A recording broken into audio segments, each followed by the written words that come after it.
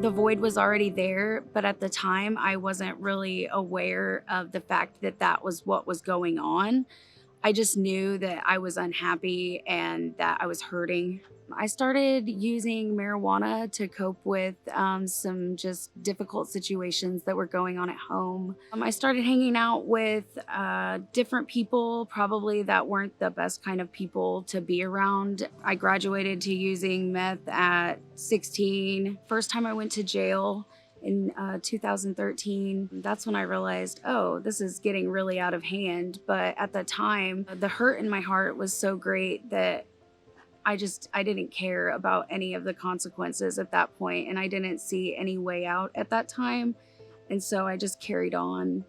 I completely lost all relationship that I ever had with my family. I lost every good friend that I could really call a friend. And ultimately, I just ended up completely alone.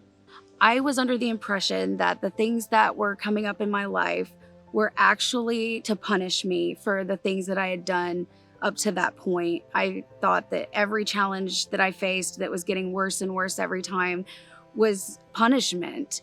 When I found out that like my life was worth it, God doesn't make mistakes. When I came to that realization, my entire life changed.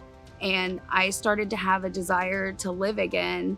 I started to realize that I had a purpose, that there was more to this life than what I was doing. You're going through life thinking that everything that comes up is a punishment. You're not realizing that really these are just challenges that you are facing in order to grow, to be able to move on to the next phase of your life, to be able to grow into the person that you were intended to be in the first place. I think that's why we have challenges. That's the way I think now. And I think one of the biggest challenges that I faced was just overcoming the desire to fill that void and just feeling my feelings so that I could heal. I spent so many years trying to overcome this void in my heart. I was trying to fill it with food, with people, with drugs, with anything that would stop the pain for just 5 seconds. 3 things that I would want to tell everybody is you are loved more than you know. Your life is worth more than you think.